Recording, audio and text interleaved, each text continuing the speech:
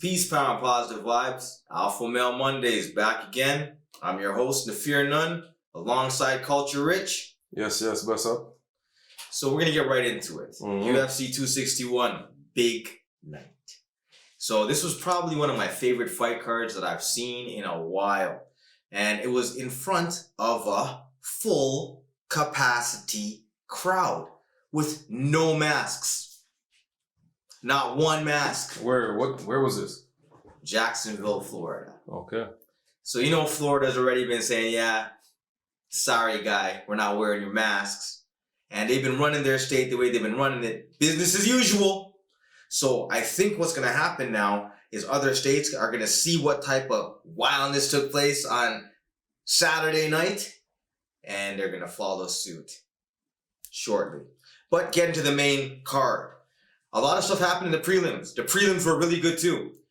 Even the early prelims were really good too. This fight card was awesome. Superior fight card. Now, we're just going to get into the main event, the main card. Anthony Smith versus Crute. Now, Smith, he fought against John Jones. He thought he was ready for Jones, but he was not ready for Jones. Jones picked him apart with relative ease. However, since then, he's stepped up his game, and I personally think when it comes to the new champion, Jan Blachowicz, hey, when it comes to him, now, I think that Smith does have a chance. I think Smith has a chance. Now, Crute is another gentleman, young guy, who was just railroading through everybody. Very powerful dude. But he took a weird kick. It was perfectly placed. I think it was it was a tie kick, obviously. They usually kick low and stuff in MMA. And he caught him right behind the knee, and it seems like it short-circuited the nerves in his leg, in his left leg. So when he went to rest it down again, wobbly and wonky, and he just took man down to the ground. But by the second round, he couldn't even stand up. So they had to call it a technical knockout, TKO, for Anthony Smith. And you know what, Anthony Smith? Kudos. And you did that. You took that fight like a champ.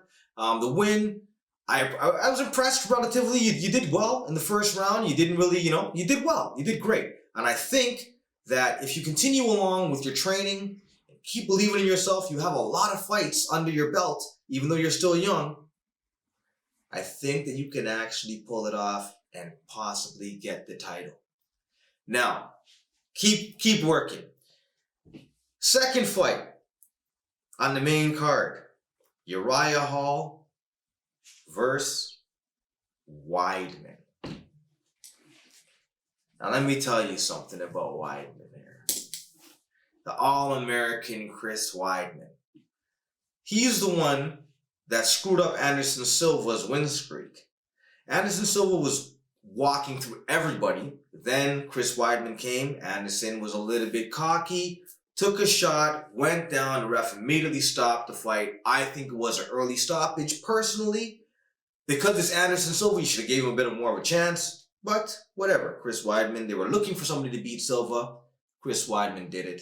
And then they had the rematch. In that rematch, something tragic happened to Anderson Silva, where you saw his shin snap. I remember when it got blocked. They called it it wasn't a chassé, but it was they checked the shin kick. So when Weidman checked the shin kick, where it placed, Anderson Silva's shin snapped. And it looked crazy. When I saw it, it looked crazy.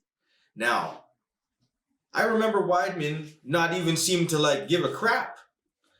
I'm the champ now, and I'm the champ. Milk does a body good. Seeing all that kind of hashtag milk does a body good. You're drinking your milk so you have strong bones. So now you step in against Uriah Hall in a rematch. Just like how you had a rematch with Silva. And now you kick Uriah Hall the way Silva kicked you. He checked it and your shin snapped. But when it snapped, you stepped down on it and your leg folded. It was very awkward and kind of gross to see. Now, even though it's this is a tragic event, I can't help but thinking karma. As soon as I seen it happen, I said karma. I think we live in a sim, but go on. bro. So, Oh boy. so anyway, so fight done. I think career's done. to be Yeah, honest that with looked you. I nasty. think career's bro. done. That looked pretty So gruesome. it's That's like- viral. You don't even want to see that, But you're gonna have to post it. hopefully, yeah, Right sure. here. Hopefully he gets better. Like He's gonna get better, but That's you're up not to him. fighting again. yeah. You're a coach now. You're a trainer. Silva You're- was able to fight after that injury. Silva didn't step back down on it and Okay. bend it all the way back up, so it like folded like a chair. Okay. That was the worst I think I've seen. So that could even be that's that for that. Well, that's that for that guy. I swear to be. So, Chris Weidman's fans, his family, friends, I'm pretty sure he has children, wife, mom, dad. This is not something to laugh about, even though I just laughed. There's certain plays in sport that you just don't want to see for any player. Good players you like or not, but that's one of them. When it happened to Silva, I was Paul George had one. A couple players had some gruesome injuries, man. Silva is like my favorite guy. Yeah, And when it everybody happened to loves Silva, Yeah. and there was like almost no remorse and like, Yeah. kind of, Yeah. So, Yeah, now, back to what you're talking, yeah, man. third fight, because that fight's done. Career's done. So that's that for that. On that. For that guy. But now, you have Valentina Shevchenko. This was interesting. Because Valentina Shevchenko was facing Jessica Andrade. And I would have thought that fight would have been the co-main event. But it wasn't. That was the third fight. So when the co-main event came after that, and Shevchenko is a monster. So she fought Jessica Andrade. Andrade is a lady who almost murdered another champion by dropping her on her neck. And they thought it was lights out for Rose Namajunas. Okay? And she got the belt. She lost the belt to Zhang Weili, moved up in weight, and started tearing up the place. Oh, she moved up. Well, She good for moved her. up in weight Good for her. to deal with Shevchenko. Mm. But now she dealt with Shevchenko. You don't have what it takes for Shevchenko. I don't think that any girl fighting right now in MMA can take Shevchenko except for Amanda Nunes. But that's a different weight division as well. So she fought Jessica Andrade, and Andrade they thought, because she's a powerhouse. If you see the legs on Jessica Andrade, picking people up, throwing them around. She tried this with Shevchenko. Not going nowhere. Shevchenko tossed this woman around like she was a nothing. And after tossing her around, put her in a crucifix and elbowed the hell out of her crucifix? face. Yeah. What's that? What kind of hold is that? Basically, your arms Oh my are goodness. you can't move your arms because they're locked. Oh my goodness. So they're locked, and then now your head is exposed, and now elbows are just raining down on your head. Ooh, that's sick. Mashed up the girl. Mm-hmm. So Shevchenko, I don't know what more there is you can prove. They're gonna have to search high and search low to find somebody for you. Next fight, co-main event. You had Zhang Weili, or Weili Zhang, but I believe they pronounce the last name first in China. So Zhang Weili. I love this girl. I think this girl is awesome. I think her dedication and discipline is amazing, second to none. The way that she commands herself, the respect she has for martial arts, top tier. Rose Namajunas, I think that she's an awesome fighter as well. And personally, I thought that Rose Namajunas was gonna get wiped out by Zhang Weili. I was very wrong. I'm glad I didn't bet because the head kick that she faked, it looked like it was a low kick coming, but then she just switched angles and caught her clean. Sent her straight to the canvas, followed up with a few shots, and then the ref called it off. I do believe that the ref could have let it go a little bit longer to see if Weili could recover, because in situations like that, it's the champ. So you kind of got to give the champ a little bit of time to recover, but it seems like when it comes to certain champs, they don't get that. Like Silva didn't get that either when he lost the first time to Weidman. Either way, aside, Rose Namajunas, I think that she personally she's one of the most attractive female MMA fighters. Oh yeah? Let me look Yeah. her up now. Yeah. What's her name? Rose Namajunas. But you see, go on through. She shaved her head bald. Okay. Because when she had long hair, everybody was talking about how pretty she is. She could be a model, and she's pretty, and she's a model. She said, yeah? Nah, I'm buzz cutting my things to mash you down. Stop worrying about my pretty. I'm gonna knock you out. And she's been doing that. Okay? I know with the short hair, it's like, huh? Look at her with the long hair. Model stuff. Like, right? So you know what I'm saying? You look and you see, right? But with the short hair, like, she changed her whole look. She looks like, whole vibe, and they call her Thug Rose, right? So you look kind of thuggy now, and you head kick that. I respect her. I respect your thing, max. And she's so humble as well, and she's very, very respectable. I like her as well. I'm not upset that she won, but I did think that Zhang was going to win, and it was good to see Zhang Weili as a champion. She's the first, I believe, Chinese champion, and overnight she became a success in China, like a fame, and the celebrity that she's attained, not many people have attained. Her win, I think, got like 1.2 billion retweets on the Chinese Twitter system, right? So I was kind of rooting for you. You're gonna come back. You're gonna do well. That's gonna be a rematch because actually, Zhang Weili and Joanna Jędrzejczyk, they had the fight of the year, maybe the best female fight that's ever been seen in mixed martial arts. That happened, I believe, a little bit over a year ago. Now, Rose Namajunas, congratulations. Weili, I'm rooting for you next time. Main event. Who the card was built around? Kamaru Usman versus Jorge Masvidal. Now, this for me was very sweet. No bitters, no Angostura. I was very happy to see Masvidal lose. Why? Because I don't like you, Jorge Masvidal. I see a super cap 10 caveman here, okay? They call you the street Jesus, okay, because you have the long hair or whatever, and you got your fame in bare knuckle boxing. When you got into the UFC, you're decent.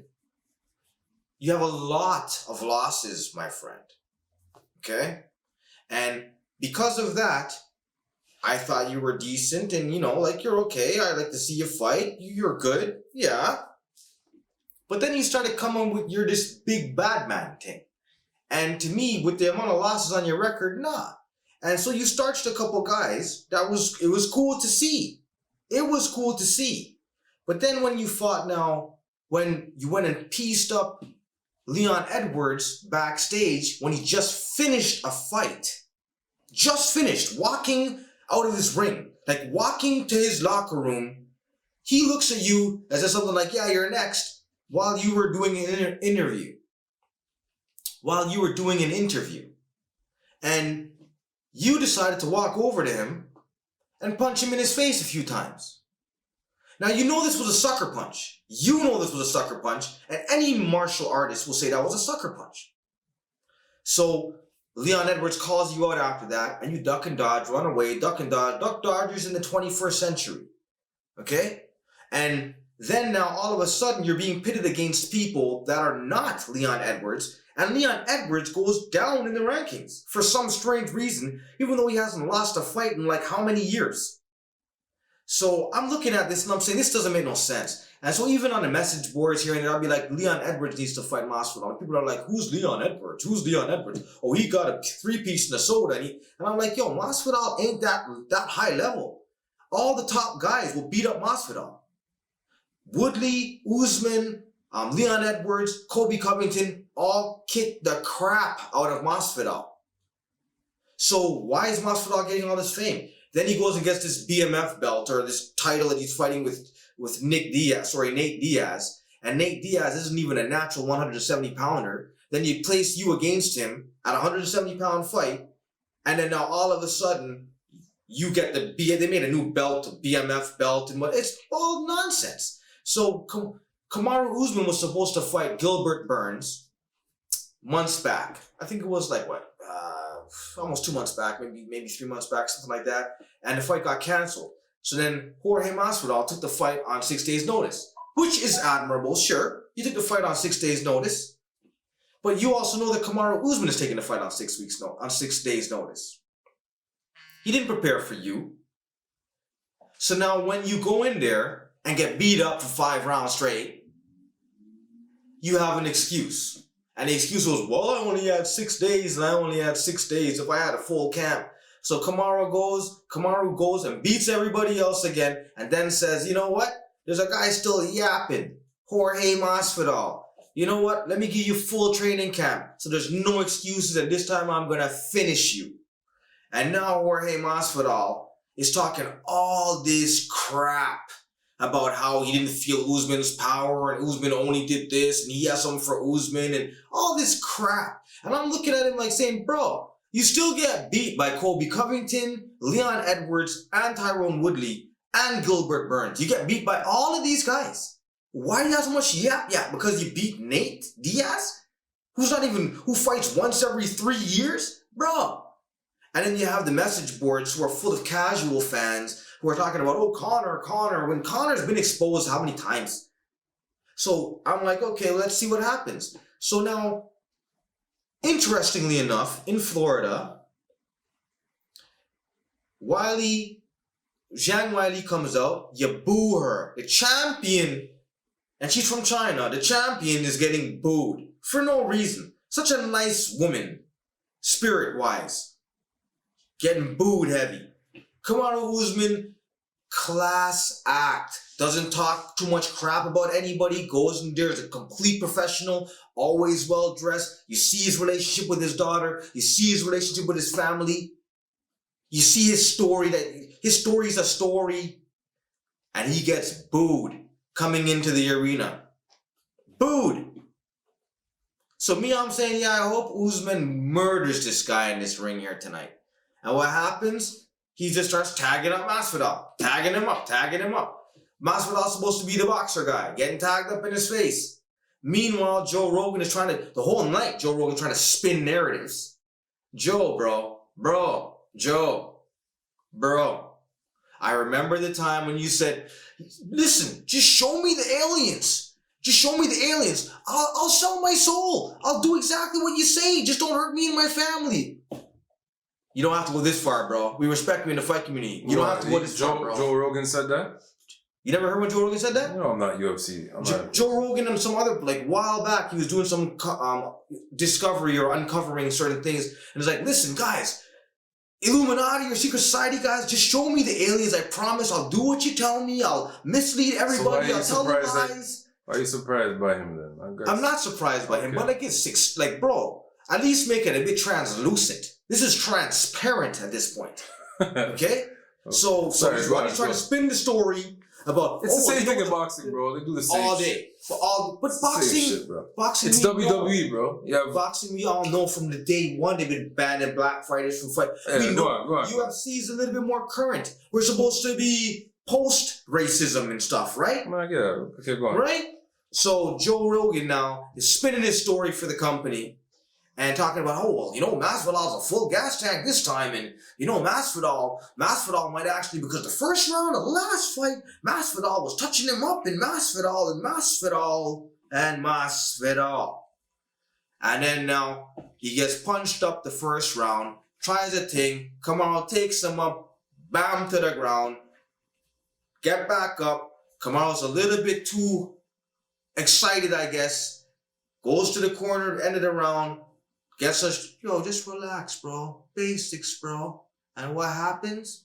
Couple minutes later, one of the most perfect punches I have ever seen on camera is landed. And nighty-night, you got, as you would say, Masvidal, baptized. You got baptized. And now you're on the ground. What happened? And now all of a sudden you're Mr. Humble Man. Oh, Kamaru has my number. Yeah, bro. He had your number a long time ago. And still, Kamaru Usman, you are the GOAT of the welterweight division. All this talk about, maybe George St. Pierre. Yeah, whatever, buddy. George St. Pierre would want nothing with you. Nothing, not a thing. He will probably come out later and say, Kamaru, Remember when was that a French accent you did? Yeah, not bad. Nick, I am not impressed. Not impressed. He will say, Kamaru, I want nothing with you. Nothing at all. Nada, zero. All right. Okay. All right. Kamaru, maximum respect. Maximum respect. Superior salute. Now we have 3 African champions. Years ago, I was on message board saying, listen, they have Izzy, they have Usman, and they have Ngannou coming up. Let's make an Africa card. Nigeria has a population that is bigger than Russia and Ireland's combined. So when you're talking about, oh, Khabib has a nation behind him. Oh, Conor has a nation behind him. Yeah, those nations don't equal up what Nigeria's population is. And then people would be like, well, do they even have TVs? Buddy, bro. Nigeria is the richest African nation. Like, there's people in Nigeria. I have Nigerian friends. And I remember I was talking to one of my mentors, and he's like, yeah, no, you know, my sister, yeah, she can buy me. I said, what? He goes, yeah, she can buy me. She has oil money. She can buy me. Okay? Nigeria is not poor. And then you have a lot of African nations, and now you have 1 billion people plus in Africa supporting these 3 African champions. And so all of a sudden, as of yesterday, you're hearing the talk, well, hey, wait. Well, now you have 3 African champions in a very similar region, West Africa. What if we bring UFC to Africa and have a card there? That would be amazing, wouldn't it? We were talking about this years ago, bro. Okay? And everybody with their racist nonsense was trying to make mockery of what we were talking about. Now it's a reality. And now they're saying, wait, there's a lot of untapped talent. Rug. You seen Rug on one championship. If Rug comes, everybody getting thrown away. Everybody's getting dashed up and thrown away. You might not win all the fights, but everybody taking a body slam. Everybody. Okay? And if you tap into Africa's talent in that combat, martial arts realm, they're saying, you know what? You're probably going to have an African champion in every single division. Okay. I don't doubt it. Because you know what ends up happening normally, right? So I don't have to go too much further into detail. The UFC 261 stacked up card was definitely a pleaser. And I have to rate it as one of the best cards I've seen in a very, very long time. So, UFC 261, that's that for that.